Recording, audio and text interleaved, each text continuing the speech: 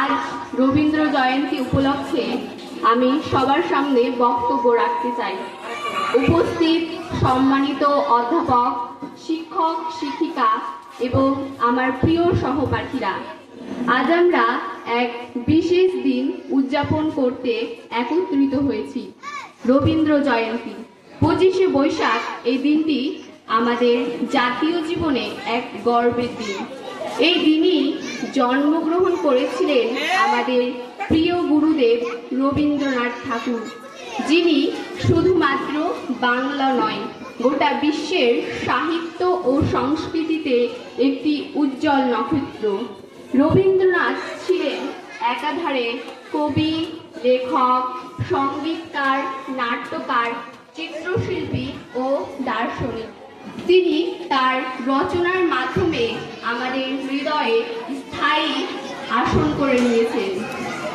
তার লেখা জনগণ মন আমাদের জাতীয় সঙ্গীত।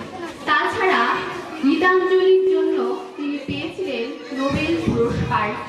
রবীন্দ্রনাথের গান, কবিতা ও নাটক আমাদের জীবনের বিভিন্ন মুহূর্তে আশ্রয় হয়ে ওঠে। ভালোবাসা, প্রকৃতি, মানবতা এবং আধ্যাত্মিকতা তার রচনার মূল উপজীব্য। তিনি শান্তিনিকেতন প্রতিষ্ঠা করে আমাদের জীবনের শিক্ষার ক্ষেত্রে এক নতুন দিগন্তের সূচনা করেছিলেন।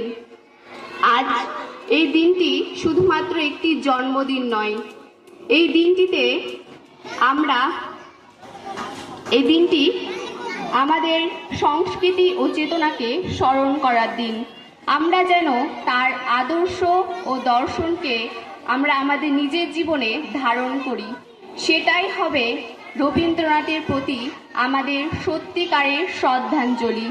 এই বলে আমি আমার সংকীর্ণ বক্তব্যটি এখানেই শেষ করছি। ধন্যবাদ।